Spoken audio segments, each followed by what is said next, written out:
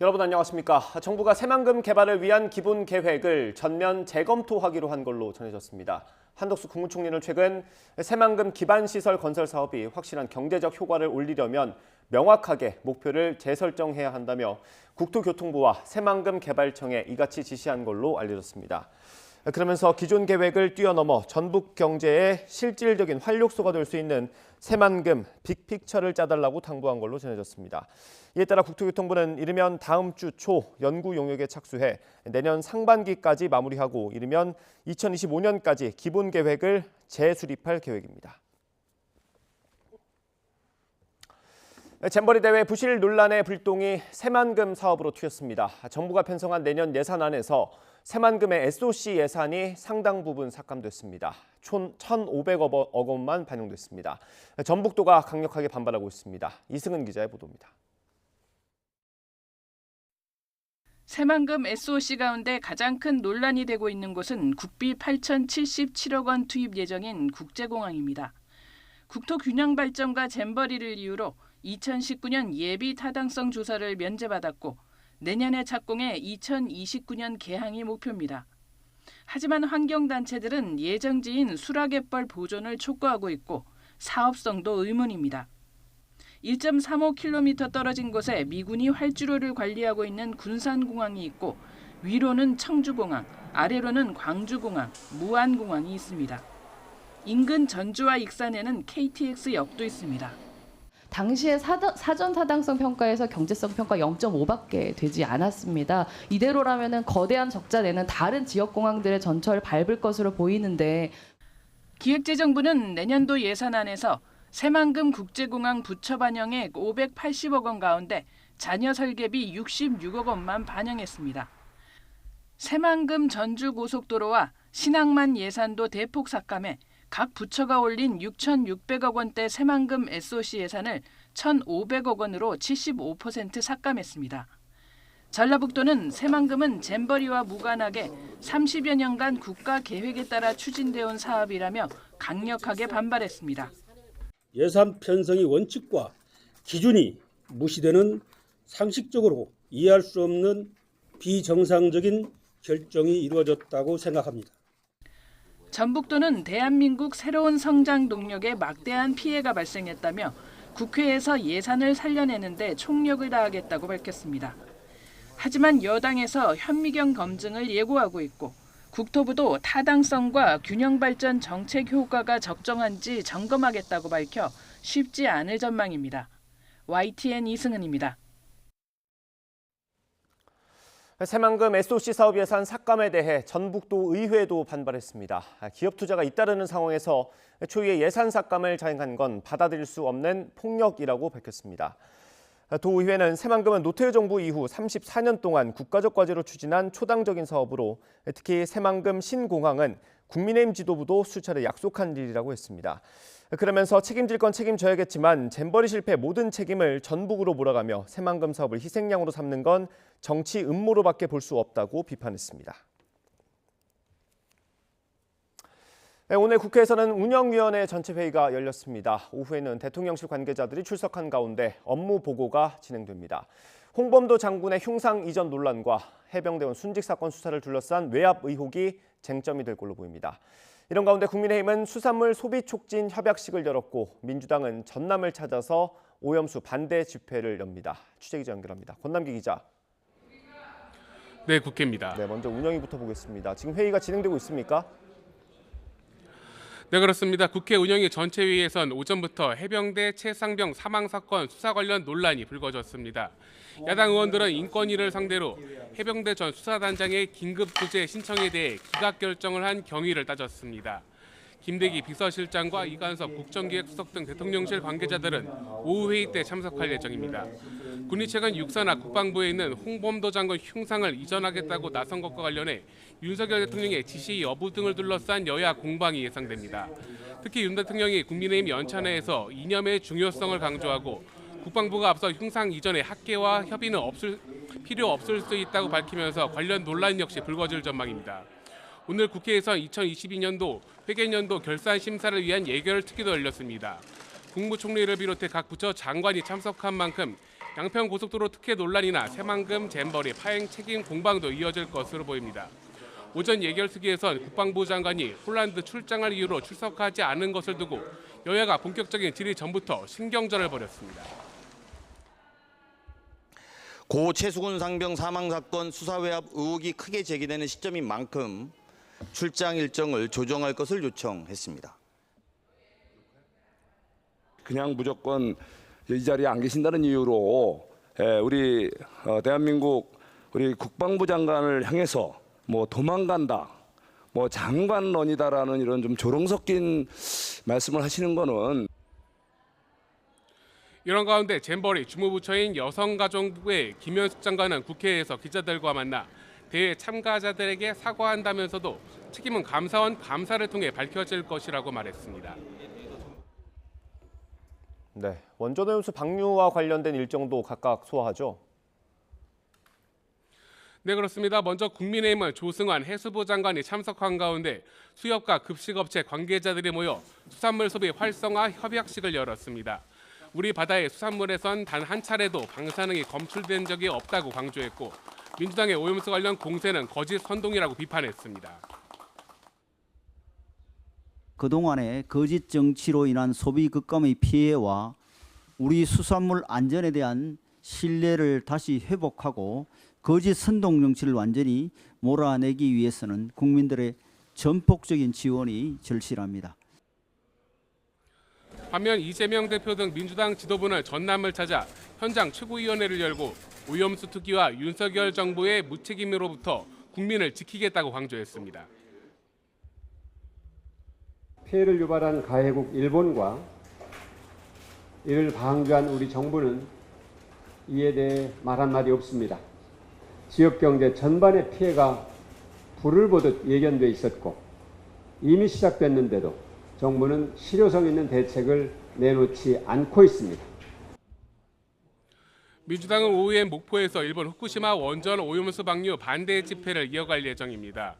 이런 가운데 정부가 새만금 개발을 전면 재검토하기로 한 것을 두고도 여야는 공방을 주고받았습니다. 국민의힘은 민주당을 향해 국가 발전에 대한 장기적 비전 없이 자신들의 정치 생명 연장 수단으로 새만금 사업을 이용해왔다고 비판했습니다. 반면 민주당은 역대 정부에서 균형 발전을 이루겠다는 간절한 염원이 담긴 사업이라며 새만금의 역사를 지우겠다는 것이 아니라면 재검토 개혁을 다시 재검토하라고 반발했습니다. 지금까지 국회에서 전해드렸습니다. 윤석열 대통령이 육군사관학교 안에 있는 홍범도 장군 흉상 이전 문제와 관련해 무엇이 옳은지 제대로 봐야 한다고 언급한 걸로 전해졌습니다. 윤 대통령은 어제 용산 대통령실에서 주재한 국무회의 비공개 발언에서 홍범도 장군과 관련한 논란에 이같이 말했다고 복수의 정부 관계자들이 밝혔습니다. 다만 윤 대통령은 흉상 이전에 대한 결론을 직접 제시하지는 않으면서 무엇이 옳은지 생각해보라고 말했는데 항일 독립운동가였지만 공산주의 활동 이력이 있는 만큼 육사 안에 있는 것보다는 박물관이나 기념관에 있는 게 낫다는 취지였다고 참석자들이 전했습니다. 원전 오염수 방류 후 수산물 소비에 큰 변화는 나타나지 않고 있지만 정부는 소비자 신뢰를 높이기 위해 원산지 표시 점검을 강화하고 있습니다. 일본산이 많은 가리비와 참돔, 멍게 등이 주요 대상입니다. 보도에 박홍구 기자입니다. 일본의 원전 오염수 방류 이후 수산시장 분위기는 불안 그 자체입니다. 아직 매출이 크게 줄진 않았지만 결국 수산물 소비가 위축될 것이란 위기감이 높습니다.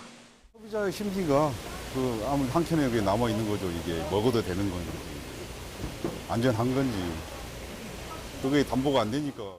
정부는 막연한 불안감을 잠재우기 위해 인근 해역과 수산물에 대한 검사를 강화하고 있습니다.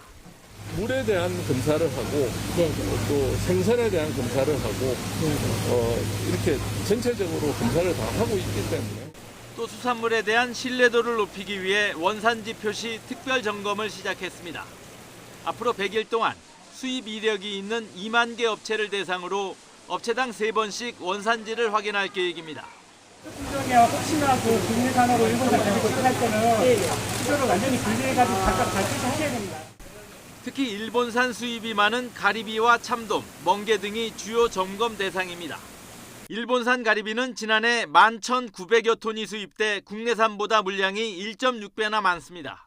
이어 참돔과 방어, 멍게 등이 일본에서 많이 들어오는데 국내 생산량과 비교하면 절반에서 10% 수준입니다. 정부는 국내산이건 수입이건 안전에는 전혀 문제가 없다며 소비 활성화 방안 마련에 주력하고 있습니다. 앞으로 매주 지역별로 수산시장에서 주말 축제와 세일 행사를 열어 손님 모으기에 나설 계획입니다. YTN 박홍구입니다. 오염수 방류로 반일 감정이 높아진 중국인들은 일본 관공서는 물론 라면집에까지 항의 국제 전화를 걸고 있습니다. 일본은 중국의 일본산 수산물 수입 금지에 WTO 제소 등 맞대응도 검토 중입니다. 도쿄에서 김세호 특파원이 보도합니다. 오염수 방류에 따른 중국 내 반일 감정이 고조되면서 중국발 항의 전화는 잦아들 기미를 보이지 않고 있습니다. 방류를 시작한 지난 24일부터 나흘 동안 도쿄전력은 6천 건 이상, 일본 전국의 경찰서에서도 220여 건의 중국발 전화가 걸려왔습니다. 특히 시간이 지날수록 공공기관뿐 아니라 일반 영업점까지 무차별적으로 확산되고 있습니다. 100件ぐらい着信拒否して、もうそれすらも上回って別な電話でかかってくるんで、その分やっぱ問い合わせの電話が取れなくなるんで、やっぱ売り上げがやっぱ 1、2万ぐらいその分は取りこぼしと。 일본 주요 부처 장관들은 중국이 과학적 근거에 기반해 생각하라며 일제히 유감을 표명했습니다. 또 중국의 일본산 수산물 수입 금지 조치에는 WTO 제소 등 맞대응도 검토하겠다고 밝혔습니다. 我が国は WTO の場でも問題提起をしてきております。今回の措置についても引き続き WTO の枠組み等の下で必要な対応を行ってまいります。 또 일본 경제산업상이 직접 후쿠시마산 수산물을 먹는 모습을 보이는 등 자국 수산물의 안전성을 홍보하면서 수산업 피해를 줄이는 데도 안간힘을 쓰고 있습니다. 本当に美味しく今一切れ目いただきました。漁師さんたちのですね、誇り、思い、これをかみしめていただきたいと思います。 중국은 오히려 연일 일본의 오염수 방류에 대한 비난을 이어가고 있습니다. 对日方政府的这种批评、反对的态度，在国际上是有很大的代表性的，这一点值得日方深思。 일본 외무성 간부는 중국에서 오염수에 대한 불안이 당분간 사그라지지 않는다며 장기전을 각오할 필요가 있다고 말한 것으로 전해졌습니다. 원전 방류를 둘러싼 과학적 논의와는 별개로 중일 간 외교적 갈등의 골은 점점 더 깊어질 기미를 보이고 있습니다. 도쿄에서 YTN 김세호입니다.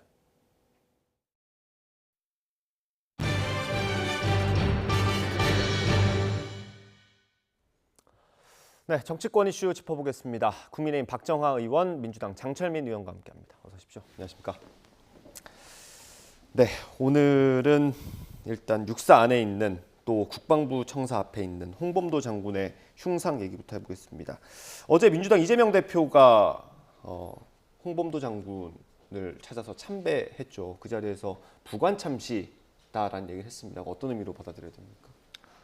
모두가 지금 국민들께서 그렇게 받아들이고 있지 않나요? 도대체 왜 홍범도 장군을 이렇게 정말로 부관 참시에 가까운 명예를 훼손시키는 일들을 하고 있는가? 정말로 우리가 이 목숨 바쳐 항일 무장투쟁을 하신 홍범도 장군의 명예를 훼손할 만큼의 자격이 있는가? 이유가 있는가? 사실 도저히 납득이 안 되는 상황이거든요. 그런 어떤 상황에서 사실 우리 이 항일투쟁의 어떤 상징적인 역사의 한 부분인 홍범도 장군에 대해서 사실은 저희가 이 업적을 기리고 하는 것들이 지금 굉장히 중요한 상황이 되었고, 지금 사실 이 윤석열 대통령이나 지금 윤석열 정부가 이념 전쟁을 일으키려고 하는 거잖아요. 우리나라에서. 어떻게 보면 정말로 그런 어떤 역사를 왜곡하고 이 역사적인 위인들의 명예를 훼손하면서까지 이념 전쟁을 해야 되는 그런 상황에 와 있는가라는 질문을 저희 당으로서는 당연히 던질 수밖에 없는 거고요. 사실 많은 국민들께서도 저희는 우리 공감하실 것 같습니다. 도대체 왜 홍범도 장군의 명예를 훼손하는 거야? 왜 이렇게까지 하는 거야? 그 질문에 사실 윤석열 정부와 여당이 좀 답을 해주셨으면 좋겠습니다. 네. 저도 너무 궁금합니다.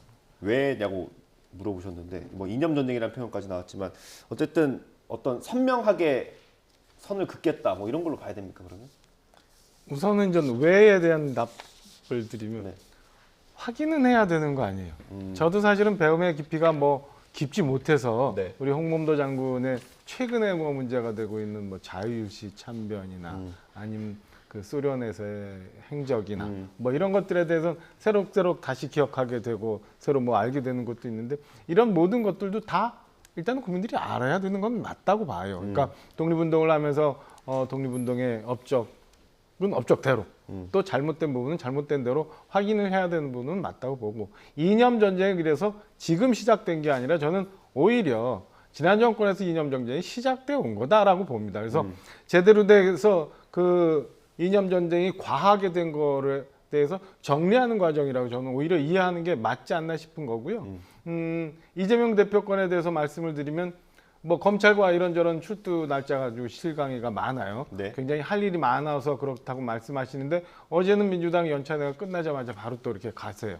시간이 여유가 좀 있으신 것 같은 생각이 들어서 또다시 정쟁거리가 생겼으니 거기 참전하겠다.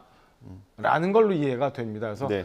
이재명 대표는 그 이전에 그러면은 지난 정부에서 백선엽 장군을 파묘하겠다고 했던 것들에 대해서는 어떻게 생각하시는지 광주에서 지금 있는 정률성 공원에 대해서는 어떻게 생각하는지 독립운동에 대해서는 그렇게 지금 의견을 표했지만 그럼 6.25 전쟁 동안 희생됐던 우리 사람들에 대한 거는 어떻게 생각하는지 먼저 얘기하고 난 다음에 이재명 대표가 이런 건에 참전하셔야 되지 않을까라는 생각이 좀 들어요. 저 그래서 이게 무슨 민주당에서 이념 전쟁이라고 몰아갈 수도 있지만 네. 일단 정일성 공원에 대한 입장도 그다음에 6.25 전쟁에 대한 입장도 그리고 그동안 밝혀지지 않은 것들에 대해서도 먼저 정리를 하고 난 다음에 네. 이렇게 얘기를 해야 되지 않을까. 지금 어느 쪽이든 인정은 하지 않지만 제가 볼 때는 한쪽으로 또 지난 정부 너무 이념이 오랫동안 전쟁이 경도된 상태에서 왔다는 점도 분명히 있다는 것을 알 필요는 있다고 네. 생각합니다. 정일성 공원 얘기도 잠시 뒤에 해보도록 하고요. 지금 홍범도 장군에 대한 서훈도 다시 검토를 한다는 거 아닙니까? 이게 뭔가 국방부와 보훈부가 같이 일사불란하게 움직이는 것처럼 보이긴 하거든요. 어떻습니까? 아니 근데 실제로 광복회에서도 방금 얘기하신 자유시 이 참변 같은 건에 대해서 홍범도 장군이 뭔가 문제가 있었다는 게 정말 전혀 사실이 아니고 이런 부분들에 대한 입장이나 역사적인 이 해석과 사료에 대한 내용들도 사실은 보통 저희가 역사 논쟁을 해묵은 논쟁이라고 하는데 이건 해묵지도 않았어요. 이미 정리가 됐거든요. 네. 그런 일이 없었다. 오히려 홍범도 장군은 그때 굉장히 큰 이 비극에 고통받고 오히려 어떻게든 우리 이 독립군들을 돕기 위해서 했었다라는 게 오히려 정설에 가깝게 정리가 돼 있는 건데 네. 억지로 끌어낸 거죠. 홍범도 장군의 명예를 훼손하기 위해서. 사실은 오히려 주목하는 건 이 소련 공산당에 가입했었다. 이것 때문에 사실 근데 그것만 얘기하기에는 되게 뭔가 부족하다는 느낌이 있으니까. 왜냐하면 그때는 당연히 미국의 동맹국이기도 했고 2차 대전 승전국으로 사실은 일본과 독일을 패망시키는데 역할을 했던 그 국가였으니까 그거를 가지고 하기에는 조금 미약하니까 억지로 사실 있지도 않은 사실을 이 자유시 이 참변 관련된 이야기를 꺼내서 사실 명예를 훼손하고 있는 거거든요. 정말로 진짜 그러니까 우리가 이유를 모르겠다는 거죠. 그리고 저희가 의심하는 건 정말 그때 이 소련 공산당 그거로 억지로 사실은 정말 독립운동가 중에서도 굉장한 업적을 지닌 홍범도 장군의 명예를 훼손하고 있는 거고요. 그래서 저희는 정말로 우리 후손들이 정말 이 대한민국의 역사, 민족의 이 생존을 위해서 목숨 바치는 그런 일들에 정말 요만큼의 기여도 해보지 않은 우리의 후손들이 이런 이 부관천시급의 명예훼손을 할 자격이 있는가라는 걸 묻고 싶은 거고요. 네. 그 대통령이 이 논란에 대해서 직접적으로 언급하진 않았고요. 언론 보도를 통해서 비공개 회의에서 이런 얘기를 했다라는 것들이 전해지고 있습니다. 물론 대통령실은 부인하긴 했는데 간부를 양성하는 육사에 흉상이 있는 게 맞냐. 다만 내가 맞다고 말하진 않겠다. 한번 생각해볼 필요는 있을 것 같다. 이런 취지였던 것 같거든요. 그런 보도가 있고 난 다음에 대통령실이 이제 공식적으로 부인을 했어요. 대통령 그거에 대해서 직접 언급한 적이 없다라고 했으니까 일단 대통령실의 공식 부인을 이제 수용을 하면서 이제 말씀을 드리죠. 그러니까 아까도 말씀드렸지만 그 과연 홍범도 장군의 흉상이 거기에 왜 있었는지에 대해서부터 우리가 좀 돌아볼 필요는 있다고 봐요. 이게 뭐 제가 얼핏 알기로는 사병들이 썼던 실탄을 녹여서 5분의 흉상을 만들었다는 거 아니에요? 예, 그 생도들이 쓴 거. 네, 생도들이 쓰고 네. 그다음에 홍범도 장군의 유해가 이제 몇 년 전에 국내로 송환이 돼서 네. 이렇게 이런 일이 있었는데 그 이념 전쟁이라고 표현해 그 과정 속에서 과연 육사생도들은 그다음에 육사의 졸업생들은 얼마나 많은 의견이 개진이 됐었는지 그리고 그 과정에 5분의 흉상이 선택되는 과정에 국민들의 여론은 얼마나 수렴이 됐는지 그다음에 또 이면에 보니까 뭐 육사의 그 역사 과목 관련한 논란도 좀 있더라고요. 그러니까 그 역사 과목이 지금 없어진 것. 좀 전에 우리 장 의원님 말씀 주신 것처럼 과연 자유시 참변에 대해서 우리 역사계는 이미 다 똑같이 그렇게 정리가 됐는지 아니면 아직도 이견이 있고 정립된 통설은 없는 건지 이런 것들을 다 논하고 국민들이 그걸 다 알고 난 다음에 진행이 돼야 되지 않을까라는 생각이 있어요. 그러니까 그냥 좋은 게 좋다라고 넘어갈 건 아니고 그거를 굳이 정리를 해서 뭐 흉상을 이전해야 되느냐 말해야 되느냐라는 거 이전에 우리가 그럼 옳게 판단할 수 있는 근거에 대해서는 쫙 펼쳐놓고 얘기를 해야 되지 않을까라는 생각이 듭니다. 그래서 대통령 말씀이 부정을 했으니까 아니라고는 했으니까 그게 맞다고는 안 봅니다만은 어찌 됐건 어떤 일들이 있었고 그에 대해서 우리는 어떻게 생각해야 되는지 국민들 각각은 그럼 어떤 의견을 갖고 있는지에 대해서는 다 펼쳐놓고 모든 정보가 공개된 상황에서 의견을 구해야 되지 않을까라는 생각이 있습니다. 그래서 어쩌면 아까 제가 말씀드린 것처럼 우리 옛날에 또 그런 거 있었잖아요. 뭐 김원봉 선생 관련한 논란도 많고 했으니까 그러면은 이념 과잉이 언제부터 시작됐는지 그럼 우리가 지금 제대로 된 정상적인 상황에서 너무 우크릭을 하려고 하는 건지 아니면 지나치게 좌크릭되어 있는 거를 가운데 올려놓는지에 대한 논란도 있을 수 있다고 봐니까 저는 다 펼쳐놓고 난 다음에 얘기를 하고 국민들의 의견을 좀 수렴해가는 과정이 옳지 않나. 다만 그런 과정 없이 너무 빨리 왜 이런 수순을 밟았을까 하는 부분에 대해서는 뭐 저는 좀 물어보고는 싶어요. 국방부나 육사에 대해서. 사실 거꾸로 생각하면 지금은 엄청난 논란이 있는 거잖아요. 그리고 사실 광복회는 거의 뭐 전면적으로 사실 지금 굉장히 큰 장관의 이견을 사퇴까지 제기하고 있고 사실 여권 내부에서도 이 이슈에 대해서는 되게 다른 태도를 가지고 있는 이야기들이 많이 나오지 않습니까? 그러면 지금 같은 때는 정말 그럼 논의를 해야죠.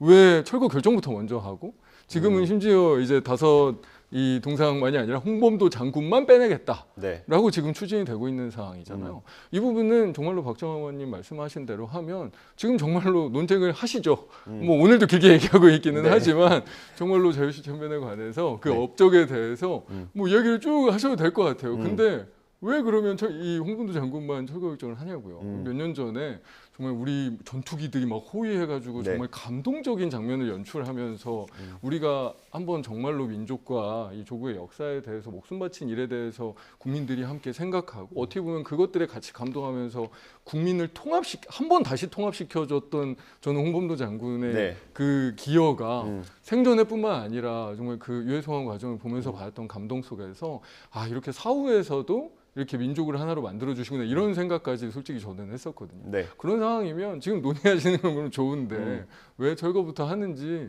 정말로 이해할 수가 없습니다. 알겠습니다. 뭐 아마도 국방부 장관이든 나와서 설명할 기회가 있어야 할 것 같습니다. 일단 지금 해외 출장을 갔다고 하더라고요. 예결위도 오늘 있는데 아마 출석 안 하고 해외 출장 때문에 못 나온 것 같은데 돌아오면 아마 다시 한번 국방부 장관의 설명을 드려야 되지 않을까 싶고요. 오늘 또 오후에 운영위원회 가 있지 않습니까? 거기서 안보실 또는 뭐 대통령 비서실의 얘기도 들어볼 수 있을 것 같습니다. 그 정도 하고요. 정율성 공원 아까 말씀해 주셨는데 그거에 대해서는 어떻게 생각하십니까? 박민식 장관은 무슨 일이 있어도 맡겠다. 장관직을 걸겠다. 이렇게 했더라고요. 홍범도 장군에 대한 논란과 정율성 공원과는 좀 다른 차원에서 봐야 된다고 생각합니다. 그러니까 우리 정율성 씨는 우리나라를 침범했던 북한과 중공군에 응원을 하기 위해서 군가를 만들었고 그래서 우리나라의 나라를 지키기 위해서 목숨을 초계처럼 버렸던 그 젊은 우리 선대 사람들의 목숨을 앗아가는데 앞장섰던 사람이에요. 그리고 중공군이 올 때 서울에 와서 문화재마저도 침탈을 해갔고 그다음에 돌아가서 중국으로 아예 귀화해서 살았던 사람인데 단순히 유커들을 유인하기 위해서 이분을 기린다라는 거에 대해서는 저는 납득하기가 어려운 부분. 그다음에 저희 셋이 지금 얘기를 하고 있습니다만 우리 셋이 사죄를 드려서 저런 양반에 대해서 우리가 조그만 기념이라도 할 수 있는 공간을 만들면 좋다라고 하고 사제를 털어서 무슨 민간 차원에서 뭔가가 진행된다면 그건 우리 자유니까 네. 있을 수 있는 일이지만 이거는 국민의 혈세, 광주 시민들의 세금이 들어간 부분이잖아요. 네. 과연 그럼 그 세금을 투입해야 되느냐 말아야 되느냐가 논쟁이니까 저는 이 건에 대해서 광주시가 계속 고집 부릴 일은 아니라고 보고 이게 아까 말씀드린 것처럼 홍범도 장군의 문제와 같이 연관돼서 생각한다면 일단 그 먼저 입장을 좀 정리하고 난 다음에 얘기를 해야 된다고 봐요. 예. 그러니까 마냥 지금 광주 시민들 사회에서도 의견이 갈리고 있는 상황에 대해서는 민주당이 특별히 입장을 밝히지 않는 것 같더라고요. 네. 그러니까 독립운동과 6.25는 분명히 달리 봐야 된다고 생각하고 예. 우리 민족을 그렇게 무참하게 살해하는 데 앞장서서 팔로 군가를 만들었던 사람을 저렇게 우리 세금을 들여서 기리는다? 저는 동의할 수 없습니다. 예, 요거에 대해서 어떻게 생각하시는지?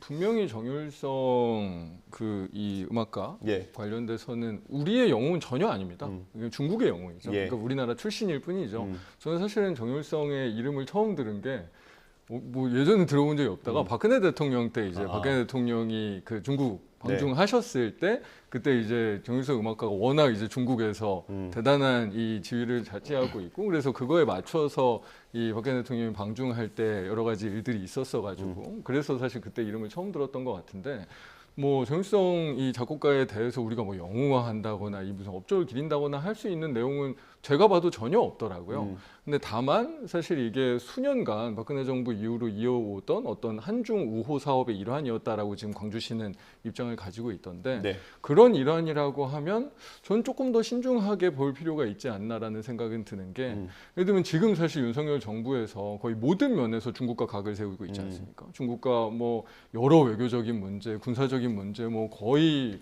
완전히 이제 거의 뭐 이 무슨 주적으로 돌리는 듯한 그런 입장들을 취하고 있는 상황에서 이런 어떤 문화적인 부분이나 아니면 지자체 단위의 우호 협력 사업들도 다 중단시켜 버리면 사실 지금 어떤 의미에서는 중국도 굉장히 고립되면서 위험하고 또 경제적으로도 어렵고 또 일본과의 관계에 있어서의 지금 반일 감정도 엄청 높아지고 있을 때 굳이 우리가 중국과의 모든 면에서 그렇게 각을 세워갈 필요가 있나? 오히려 경제적인 기회를 창출하고 우리가 또 이 대중무역들이 엄청나게 크기 때문에 중국의 어떤 관광객을 흡수하고 중국과의 그 교류 협력들을 강화하고 민간이나 지자체 차원에서는 이게 오히려 가야 지금 정부가 외교안보적인 이슈에서 중국과 좀 각을 세우는 한이 있어도 이게 저희가 전체적인 국익을 훼손하지는 않을 텐데 오히려 굉장히 실용적인 부분에서 지금 윤석열 정부가 특히나 뭐 보훈부나 이런 데를 동원해서 아주 이념적인 전쟁을 치르면서 우리의 국익이나 경제적인 이익이나 뭐 여러 관광산업에서의 이익이나 이런 것들을 전부 다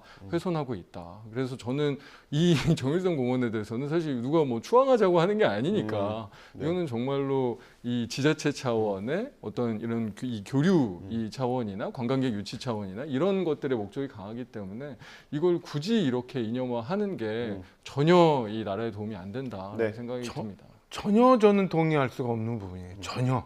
이게 이제 그 다른 상황이 아니라 중국 관광객들, 중국과의 교류를 위해서 한다고 하면 소재는 다양하게 많이 있어요. 뭐 공자도 있는 거고 중국 내 베이징의 만리장성도 있는 거고 그에 대한 무슨 미니어처를 만들어 놓을 수도 있는 거고 제주도 같은 제가 제주 근무를 했습니다만 제주도 같은 경우 중국 단체 관광객을 위해서 여러 가지 준비를 많이 합니다.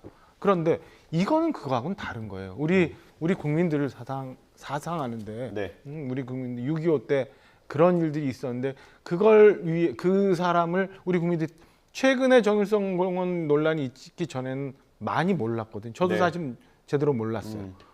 국민들이 다 알 수 있게 해줘야지 몇 년 전부터 그냥 중국과의 교류를 위해서 뭐 정율성 공원을 만든다고 광주 그다음에 인근에 있는 지자체 공무원들이 뭐 120여 차례 가까이 혈세를 써가면서 출장을 다녔다. 그리고 지금 또 한 50억 원을 들어서 또 공원을 만든다. 이미 길도 있고 그걸 기리기 위해서 음악제도 하고 뭔가 여러 가지 페스티벌이 있다. 저는 다시 생각해 봐야 된다고 합니다. 이게 국민들이 그러면은 스멀스멀하면서 중국 공산당에서 뭐 공산당 문제 이념으로 가니까 그럼 6.25 전쟁에 대해서 그다음에 나라를 지키기 위해서 희생했던 우리 많은 사람들에 대한 그 생각이 그러면은 뭐 중국하고 북한하고 가까우니까 우리 남침했던 김일성 흉상을 만들어서 김일성 공원 만들자고 하는 거 무슨 차이가 있나?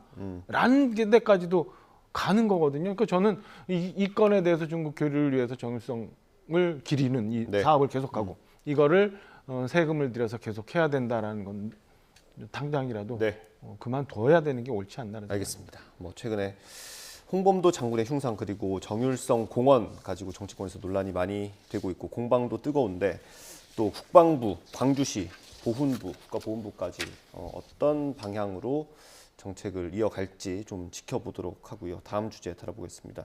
이것도 윤석열 대통령 얘기가 좀 나오는데 해병대원 사망 사건의 수사 과정에서 외압이 있었다는 의혹이 있었고요. 최근 며칠 동안에는 윤석열 대통령이 처음 수사 결과를 받아보고는 경로했다라는 언론 보도까지 나온 상황입니다. 지금까지 상황, 최근의 상황 어떻게 보십니까? 저는 대통령실이 이제 부인할 수 있는 단계를 좀 지나간 것 같습니다. 왜냐하면 국방부 장관이 서면 결재를 하고 또 긴급 회의를 지시하고 그 사이에 한 하루 정도의 시간이 있는데 7월 30일이더라고요. 7월 30일 오전에 대통령이 경로했다라는 이야기가 아주 구체적으로 나오고 있고 그것 때문에 국방부 장관의 입장이나 태도나 이런 것들이 완전히 다 바뀌고 그 이후에 사실은 이 해병대 건들이 뭔가 굉장히 큰 일종의 국기문란에 가까운 사안으로 지금 이렇게 등장을 했기 때문에 대통령실이 더 이상 뭐 그냥 부인하는 것들을 넘어서 정확하게 입장들을 내야 된다고 생각합니다. 왜냐하면 사실 일반 국민들 입장에서는 지금 이 수사단장 박대령이 굉장한 군인 정신을 가지고 사실은 이 해병대 사병의 죽음에 대해서 실제적인 진실을 밝히고자 하는 그 군인 정신의 발로로 이 확실한 어떤 일들을 해나가고 있고 그거를 권력을 가진 이 윤석열 대통령과 그 밑에 이 군에서 어떻게 보면 탄압하고 뭐 박해하는 이런 것처럼 보이고 있거든요. 그리고 저희가 보기에는 그 실체적인 진실에 굉장히 가까운 사실로 보이고요.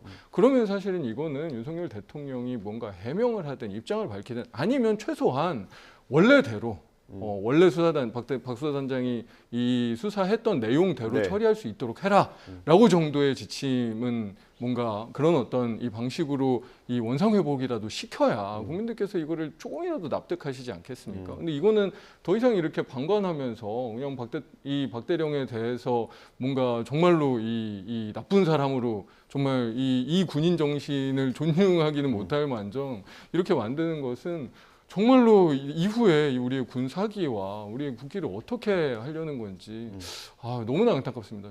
네, 일단 뭐 안보실 관계자 정도는 얘기를 들어봐야 되지 않을까요? 오늘 마침 국회에서 운영위가 지금 진행 중이니까 그런 것에 대해서 야당 의원들 질의가 있을 거예요. 그 답변을 좀 더 참고 해야 되지 않을까 싶은 생각이 들고 전제해야 될 게 있어요. 지금 그 얼마 전에 용어가 정확한지 모릅니다만 제가 수사심의위원회, 군검찰 수사심의위원회, 시사심의위원회에서 계속 수사해라라고 나왔잖아요. 그걸 하나 정리를 해놔야 돼요. 그게 어떤 하나의 결정을 내리지 못한 걸로 알고 있습니다. 5대 3가 뭐해서 어찌 됐건 그냥 계속 지금 상황으로. 그러니까 일방적으로 지금 그 전 수사단장, 해병대 수사단장인 박정훈 대령이 뭔가 인권적으로 몰리고 있고 정치적으로 탄압받고 있다라는 증거는 하나도 없다라는 거잖아요. 그러니까 계속 수사해라. 두 번째는 지금 박 대령이 수사 중인데 묵비권을 행사하고 있다라는 보도가 나오고 있잖아요. 그러니까 그리고 진술서라는 걸 이렇게 제출을 하고 묵비권을 행사하고 있다. 그를 통해서 이게 좀 전에 우리가 얘기하고 있는 그런 보도들이 좀 흘러나오는 것 같고 이런 걸 전제하면 일단 그 진술서와 보도 내용은 일방적인 거잖아요. 박 대령이 일방적인 거고 그다음에 이에 대해서 용사는 아직 확인이 안 되는 부분인 거고. 그러니까 우리가 예단해서 그게 옳다, 박 대령 주장이 옳다라고 해서 얘기를 진행하면 안 된다고 저는 봅니다. 그러니까 청와대 그러니까 용산의 안보실의 의견도 좀 들어보고 이 진술서 일방적인 피의자라고 할 수 있는 박 대령의 진술서를 다 믿어야 되는지 그다음에 이를 통해서 흘러나온 보도가 맞는 건지에 대한 전제가 없이 진행하면 안 된다고 봅니다. 그래서 아까 말씀드린 것처럼 어쨌든 수사심의에서 진행을 계속하게끔 했고 그다음에 본인이 수사 중이라면 저는 이렇게 그 수사에 적극 임해서 사실 본인이 갖고 있는 사실에 대해서 얘기를 하는 게 옳지 저렇게 마치 인권적으로 탄압을 받고 정치적으로 탄압을 받는 모습을 만들어내는 것은 옳지가 않다. 모든 걸 다 얘기해놓고 아까 우리 뭐 다른 논쟁도 많이 있었습니다만 모든 사실을 다 꺼내놓고 국민들이 판단할 수 있게 해놓고 난 다음에 그리고 뭐 수사기관 아니면 법원이 판단할 수 있게 해놓고 난 다음에 그에 대한 정의를 받는 게 맞지. 내가 선택적으로 뭔가를 얘기하거나 아니면 회피하면서 어떤 이미지를 만들어가는 건 저는 지금 현재까지는 오히려 우리 박 대령이 너무 모양을 크게 만들어가고 있는 것 아닌가라는 개인적인 생각이 듭니다. 이거 진짜 기본 전제가 정말로 필요한 것 같은데요. 박 대령이 어떻게 보면 그런 뭐 대통령까지 언급된 그런 압박, 그리고 뭐 정말 국방부 장관이나 막 홍도 사령관이나 이런 굉장히 압박을 받으면서 뭔가 저렇게 할 수밖에 했던 게 본인을 위해서입니까? 도대체 저기서 박 대령이 얻는 이익이 뭔가요? 목숨 걸고 하시는 거잖아요. 자기의 여태까지의 모든 군 생활과 자기 앞으로의 모든 사회의 모든 명예와 정말 어떤 의미에서는 합리적인 선택이 아니죠. 권력에 굴종하는 게 그냥 시킨 대로 하는 게 그게 맞는 거잖아요. 그럼에도 불구하고 부끄러웠던 거잖아요. 최상병한테. 그리고 자신의 군인 정신에 대해 부끄러웠던 거잖아요. 그거 말고는 사실은 이 박정훈 수사단장이 저렇게 할 이유는 전혀 없지 않습니까? 그러면 박정훈 수사단장의 이야기를 폄훼하는 게 맞나요? 들어보는 게 맞나요? 저는 굉장히 큰 신뢰가 갑니다. 왜냐하면 자기의 모든 걸 걸고 하는 거니까. 그래서 사실은 뭐 V가 분노했다고 뭐 이런 이야기들을 굳이 꾸며낼 이유가 저는 전혀 없다고 생각해요. 왜냐하면 저런 이야기들을 솔직하게 하는 게 지금 본인의 뭐 법적인 책임이 됐든 뭐가 됐든 사실 별로 유리하지도 않아요. 그럼에도 불구하고 본인이 받았던 여러 가지 압박이나 그럼에도 불구하고 최상병의 이 죽음의 진실을 지켜야 되겠다는 군인 정신을 그 명예 그 부끄럽지 않음을 지켜나가기 위해서 하는 일들이기 때문에 이 부분에 대해서 국민들께서 많이 공감하시는 거고 그렇기 때문에 책임 있는 국방부든 대통령실이든 대통령이든 이야기를 해야 되는 거죠. 이게 군 사망 사고 수사를 이제 민간 경찰에서 할 수 있도록 한 건 다른 외압, 그러니까 내부의 어떤 봐주기 수사는 물론이고 외부의 외압도 막아야 된다라는 그런 의미가 있었던 것 같은데 안보실에서 자꾸 결과를 물어보고 이렇게 개입하는 것 자체가 무슨 말을 하든지 간에 수사하는 입장에서는 외압처럼 느껴질 수가 있는 거 아닙니까? 그런 모양새를 대통령실을 좀 자초한 건 아닌지. 확인이 돼야 되지만 만약에 그런 게 사실이었다면 말씀하신 것처럼 그런 문제는 있을 수 있다고 봐요. 그러니까 독립적으로 해서 수사가 진행될 수 있도록 해야 되는 게 맞죠.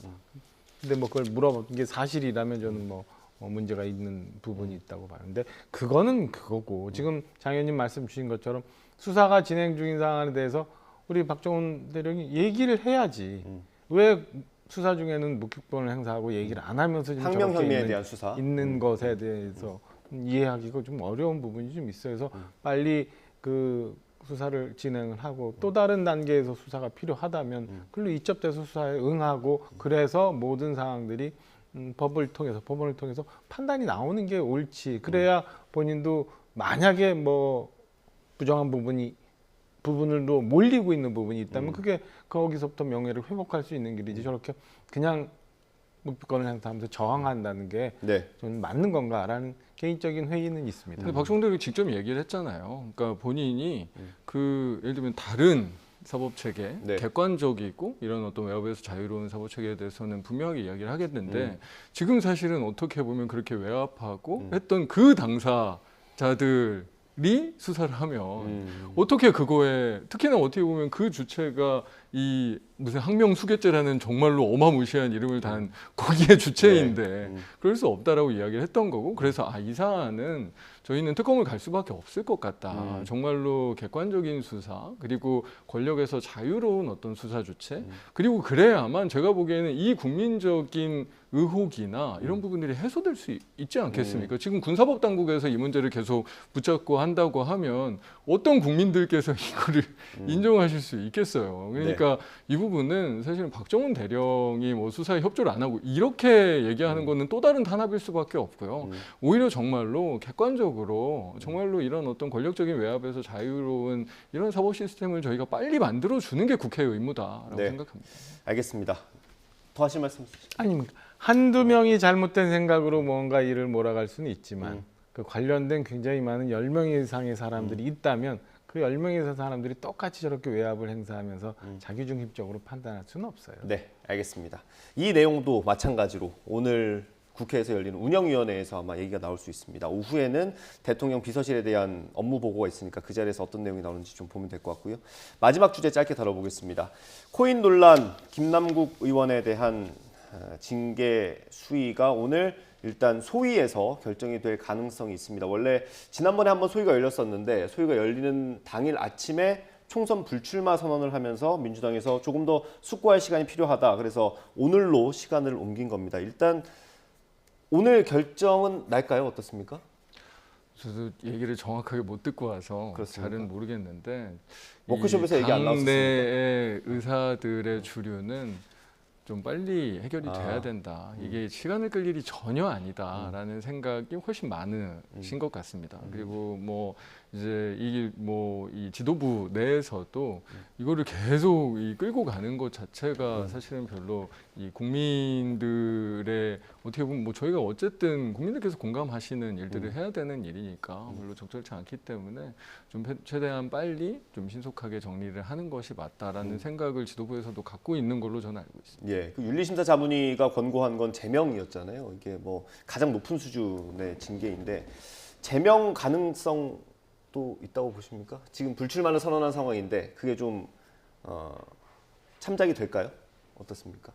사실 제가 윤리특위 의원님들 얘기를 진짜로 안 들어봐서 정확하게는 모르겠는데 그래도 충분하게 가능성이 있는 상황인 걸로는 보입니다. 참작이 될 가능성이 있다라고 보십니까? 그렇게 분위기는 그렇더라고요. 그렇습니다. 네, 근데 정확하게 어떤 판단을 하고 어떤 이 결론이 나올지는 조금 지켜봐야 될 것 같습니다. 참작이 될 수 있는 분위기라고 하면 이게 제명 같은 경우는 윤리특위를 통과하더라도 본회의를 거쳐야 되지 않습니까? 그럼 본회의에서 그 제명안이 의결되지 않을 수도 있다라는 것처럼 들리는데. 저는 뭐 결과적으로 그렇게 갈 거라고 봅니다. 그러니까 국회의원에 대한 제명 내지는 어떤 제재라는 거는 개인에 대한 뭔가 불이익도 있지만 이걸 통해서 다른 사람들이 교훈을 얻어야 되고 국민들이 뭔가를 이해하게끔 하는 목적도 있잖아요. 그러니까 지금 현재 뭐 당사자가 불출마 선언을 했다고 해서 그동안 논의돼 왔던 제재를 다 없앤다는 거가 얼마나 허망한 건가라는 생각이 들고 이렇게 해서 윤리위를 거쳐서 본회의 갔을 때 민주당 의원들이 그렇게 할 거라는 예상은 됩니다만 역으로 여쭈면 처음에 저 논란이 생겼을 때 민주당은 김남국 의원이 탈당을 했기 때문에 우리가 확인할 수도 없다라고 했는데 오히려 지난주에 보면 민주당 소속도 아니면서 진위를 파악하기 위해서 불출마 선언의 진위를 파악하기 위해서 또 결정을 일주일 연기하자. 그리고 지금 와서 우리 장철 위원님 말씀을 뭐 묻는 건 아니지만은 결국 지도부도 그런 뜻이 아닌 것 같고 본회의 가서도 아닐 수도 있다라는 게 얼마나 무늬만 탈당이었던가. 그래서 결국은 김남국을 구하기 위해서 그동안 그 오랫동안 이렇게 저렇게 탈당과 이후에 윤리 연기와 이런 수순을 밟아왔던 것 아닌가라는 생각이 들어서 좀 씁쓸합니다. 네. 근데 재경안 부결이 당론이 사실상 확정됐다는 거는 사실은 아니고요. 저희 문발이 그렇게 나왔습니까? 네, 확인 한번 해보겠습니다. 아니고 저희가 실제로 이 건에 대해서는 말씀하신 대로 저희 당이 지금은 아니기 때문에 뭐 구체적인 이야기들이 많이 이루어진 적도 없고 실제로 당론으로 정리하자라는 의도가 있었던 적도 전혀 없습니다. 무기명이잖아요. 그리고. 네, 그리고 이 인사에 관한 투표는 또 무기명인 데다가 다만 저희가 이제 그런 걱정들은 있습니다. 이게 국회 자체에 대한 걱정이에요. 국회의원 제명안 표결이라는 게 사실 헌정사에도 거의 없을 만큼 흔한 일이 아닌데 이 건에 대해서 국민 정서들을 고려하고 또 이 김남국 의원의 잘못들을 고려한 적절하고 엄격한 조치가 있는 것은 맞다.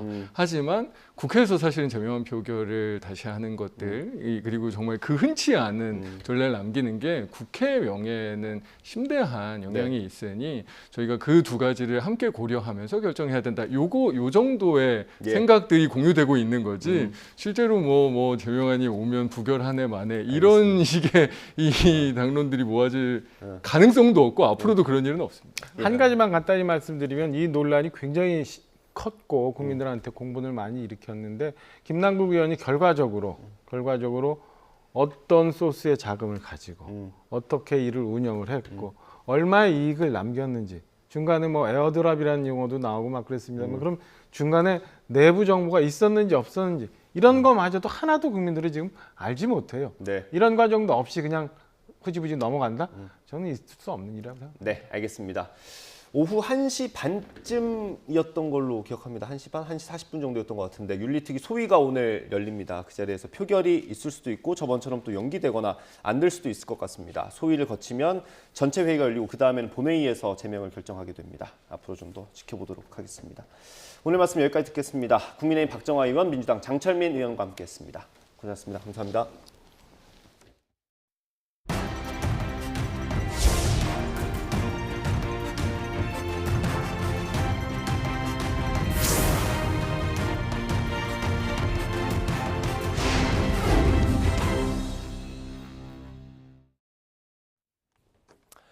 부처 장관이나 기관장들이 국회에 출석하는 의무를 더 강화하는 법안이 발의됐습니다. 최근 여성가족부 김현숙 장관이 상임위에 나오지 않았던 게 계기가 됐습니다. 화면으로 먼저 준비했습니다. 국민들을 놀리고 있는 겁니다.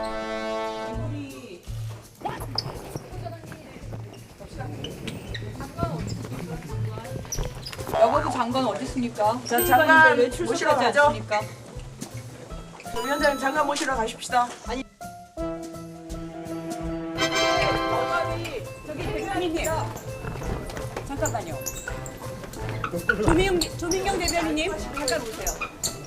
장관 있는 대로 안내하세요. 아니 지금 어디 화장실로 도망가요? 심하다 조민경. 국무위원 대기실이 어딘지 아시는 분? 여기가 국민의 대기실이야. 들어가시죠. 이쪽이 왼쪽이. 원활하게 진행될 수 있도록 저희가 최선을 저희가 위치 확인이 안 돼서 여기 와 계시다고는 하는데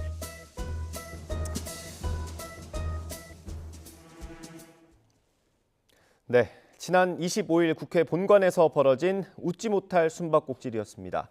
부실했던 잼버리 대회를 마치고 원인을 찾고 책임을 묻기 위한 상임위가 예정됐습니다. 그런데 여야 합의가 안 됐다는 이유로 김현숙 장관이 출석하지 않았던 겁니다. 윤석열 정부 들어서 부처 장관이나 차관, 기관장이 상임위에 출석하지 않은 건 모두 29번이었습니다. 이번 여가부 장관 사례처럼 의사 일정이 협의되지 않았다는 이유가 가장 많았습니다. 문재인 정부 마지막 1년 4개월 동안에는 4차례 비슷한 일이 있었습니다. 지금 국회를 무시한다는 비판이 있지만 여소야대라는 정치 지형이 만든 결과물이기도 합니다. 이런 가운데 부처 장관이나 기관장들의 국회 출석 의무를 강화하는 법안이 추진됩니다. 회의에 출석한 정부 관계자들이 자리를 옮길 때는 위원장의 승인을 받도록 했습니다. 벌칙 조항이 있는 게 핵심입니다. 승인 없이 자리를 옮기는 건 물론이고 무단으로 출석하지 않으면 처벌하는 내용이 담겼습니다. 3년 이하 징역형까지 내릴 수 있게 했습니다. 국회가 채택한 증인이나 감정인이 출석하지 않았을 때 처벌하는 것과 똑같은 수준입니다. 비슷한 취지의 법안은 지난해 11월에도 민주당에서 발의됐습니다. 국회에서 법안 논의가 있을지 또 통과될지는 조금 더 지켜봐야 하는 상황입니다. 조경 보건복지부 장관이 현 정부 임기 안에 국민연금 개혁 합의를 이뤄내겠다고 밝혔습니다. 조 장관은 오늘 SBS 라디오에 출연해 연금 개혁안을 만들고 합의를 도출해내기 위해 착실히 준비 중이라며 국민 수용이 핵심이라고 강조했습니다. 복지부는 모레 공청회에서 발표되는 국민연금 재정계산위원회 보고서를 참고해 오는 10월 개정안을 국회에 제출할 예정입니다. 환경부가 가습기 살균제가 폐암을 일으킨다는 상관성을 인정할지와 관련 피해자를 구제할지에 대한 문제를 다음 주에 논의하기로 했습니다. 환경부는 다음 달 5일 열릴 가습기 살균제 피해구제위원회에서 그동안 연구 결과를 종합적으로 검토해 가습기 살균제 피해자 폐암 피해를 구제할지 등을 논의할 예정이라고 밝혔습니다. 지금까지 폐암을 가습기 살균제 피해로 인정받아 구제받은 사례는 2021년 1건 있었습니다. 강원도 양양군 한 식당에서 식사한 관광객들이 집단으로 식중독 의심 증상을 보여 보건당국이 역학조사에 나섰습니다. 양양군 보건소는 지난 25일 양양에 있는 식당에서 황태국밥과 황태구이 등을 먹은 관광객 19명이 구토와 복통 등 식중독 의심 증세를 보여 병원 진료를 받았다고 밝혔습니다. 보건소는 환자 등의 검체를 강원도 보건환경연구원으로 보내 분석을 의뢰했으며 음식 등에서 식중독 원인균이 있다고 판명되면 행정처분을 내리기로 했습니다.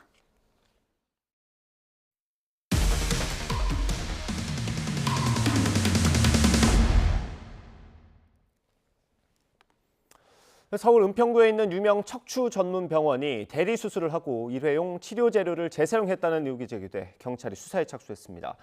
서울 서부경찰서는 보건범죄단속법 위반과 사기 등의 혐의로 척추 전문 병원 A 원장과 의료기기 판매 업체 직원, 간호조무사 등 모두 9명을 입건했습니다. 또 어제 병원을 압수수색해서 수술 관련 영상 자료와 수술 대장, 의무 기록 등을 확보했습니다. A 원장 등은 지난해 7월부터 지난달까지 수술실에서 의료인이 아닌 간호조무사와 의료기기 판매업체 직원 등에게 수술을 맡긴 혐의를 받고 있습니다. 이들은 또 이미 쓴 일회용 치료 재료를 임의로 소독해 재사용하고 치료 재료를 새로 구매한 것처럼 국민건강보험공단에 청구해 부당 이득을 취한 혐의도 받고 있습니다. 대한테니스협회장이 협회로 들어가야 할 돈을 별도 법인을 통해 관리하고 여러 수상한 계약을 주도했다는 의혹, 최근 저희가 단독으로 전해드렸습니다. 이 의혹을 스포츠윤리센터가 본격적으로 조사하고 있습니다. 이경재 기자의 보도입니다. 스포츠윤리센터가 중점적으로 조사에 나선 건 대한테니스협회장의 각종 배임 의혹입니다. YTN 보도와 협회 요청에서 받은 해명 자료를 토대로 사건 기록 정리를 마쳤고 전현직 협회 임직원 등을 대상으로 참고인 명단 작성을 끝냈습니다. 협회 수익이 정의근 협회장이 만든 사단법인 한국주니어테니스 육성후원회로 흘러간 정황이 드러난 만큼 스포츠윤리센터는 가능한 빨리 조사를 마무리한다는 계획입니다.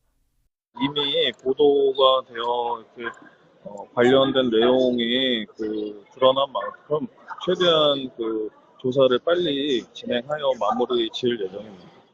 협회 회계장부를 분석하고 별도 법인의 계좌를 들여다보기 위해 경찰 수사도 불가피할 전망입니다. 정의균 대한테니스협회장은 YTN 보도 이후 반박 자료를 냈지만 협회 내부에서도 이 자료 곳곳에 오류를 지적하는 등 의혹은 더 커지고 있는 상황. 최근 육군사관학교 테니스 코트 사업과 관련해 채무 불이행으로 협회 통장이 또다시 압류당하는 등 대한테니스협회 행정은 사실상 마비된 상태입니다. 대한테니스협회는 오늘 긴급 이사회와 대의원 간담회를 차례로 여는데 협회 정상화를 위한 마땅한 대안을 찾을 수 있을지 주목됩니다. YTN 이경재입니다. 지난달 은행권의 대출 예금 금리가 석 달 만에 내림세로 돌아섰습니다. 한국은행이 오늘 발표한 금융기관 가중 평균 금리 자료를 보면 지난달 예금은행의 전체 대출 평균 금리는 연 5.11%로 전달보다 0.06%포인트 하락했습니다.